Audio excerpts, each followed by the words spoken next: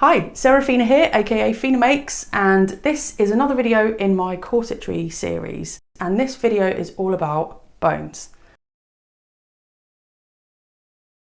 So, following on from my last video in which I talked about the difference between basques and corsets, I thought I'd make a follow-up about the bones that you would use and a bit about the hardware that you would put in a corset. So I'm going to start at the front, and you've basically got three options for the front of the corset. So either it opens or it doesn't. I like to have a corset that opens at the front. If you're a performer, stripper, anything like that, it's probably useful to have a corset that opens at the front.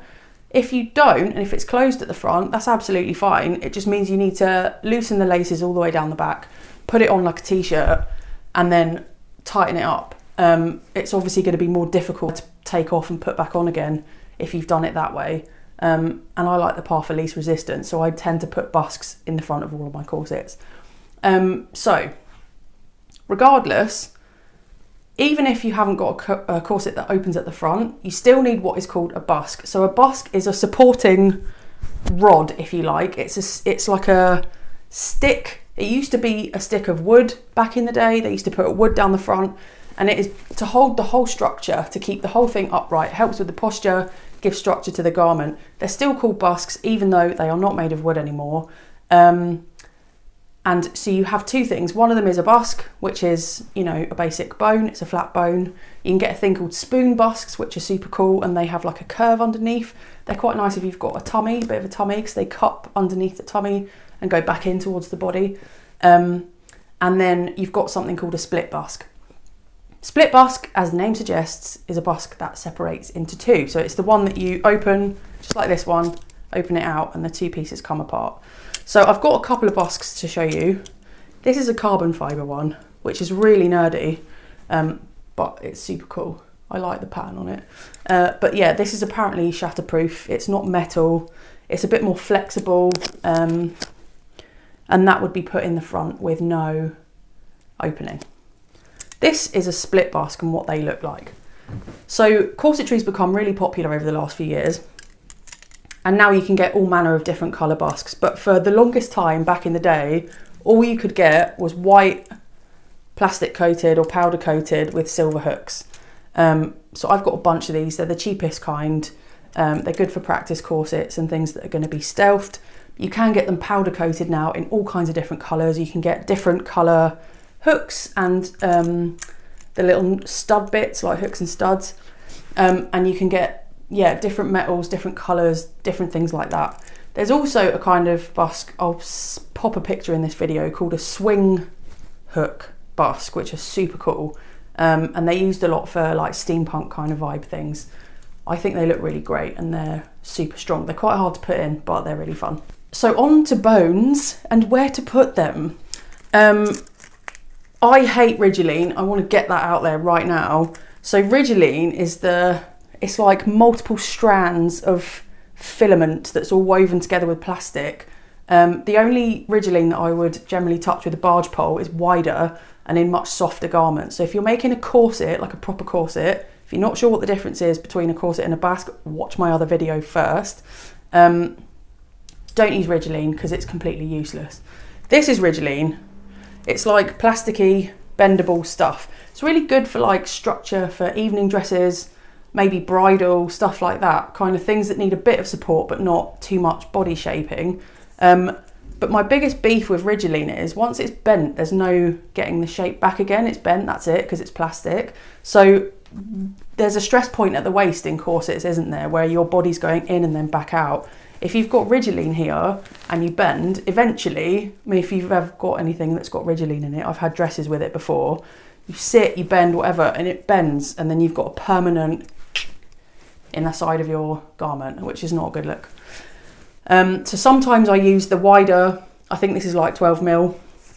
I use that, but only in softer garments, and very, very, very rarely. Like, I much prefer using sturdier plastic or my favourite, which is spiral steel. Let's talk about why they're called bones. So it's a bit gross. They're called bones because back in the day, they used to use whalebone. That is obviously and understandably and correctly frowned upon nowadays. So you can get something called synthetic whalebone, which is this. So it's thin plastic, lightweight. The best way to use this is to put multiple channels of lots of it, and then it gives a lot of support. But just like Ridgeline, it's definitely sturdier than Ridgeline, but once it's bent, it does kind of stay that way. I find this compressed though, so you can use heat to kind of put it back to its original shape.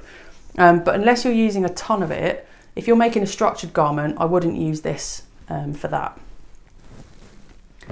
This is just wanted to show you this because it's great. You can also buy plastic boning that's already fabric covered. So the difference between Ridgeline and the rest of the boning is that you can sew through Ridgeline, so it's super quick to use. You can just pop it through the machine. It's lots of filaments woven together with plastic, so the needle finds a hole and stitches through it. Whereas with more sturdy plastic bones, you can't sew through it, so it's quite hard to attach. You have to make channels and poke it through. This comes pre-covered with fabric, so it's really easy to pop in something and just stitch it down to the lining. So if you wanted something a bit more sturdy, but you didn't want to go down the metal route, like if you're putting it in lining, for example, metal's not appropriate, you can buy cloth covered bones. So now we're going on to my favorite two types of bone.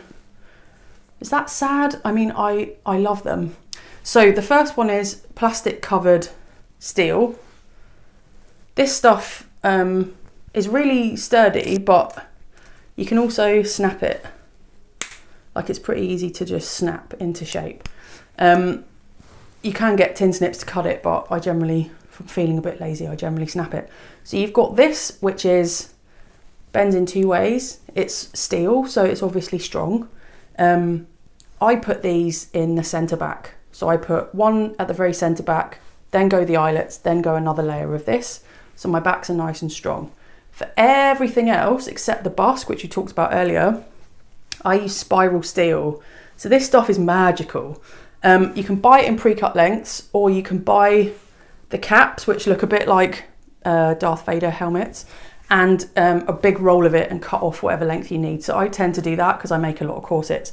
If you're just making your first one, or you're making a couple, do the pattern first, measure what you need for the bones, and then buy the lengths that you need. Yeah, so the benefit of this is it is steel, so it's strong, but it's flexible in two directions. So it goes forward and back and side to side, which means wherever you put it on the body, whichever channel you put it in, it bends with the body and eventually molds with the corset. So you get support, but it's comfortable. It doesn't dig in. Like, this wouldn't do so well going around the side of the body like that, whereas this would, because it bends. It's marvellous.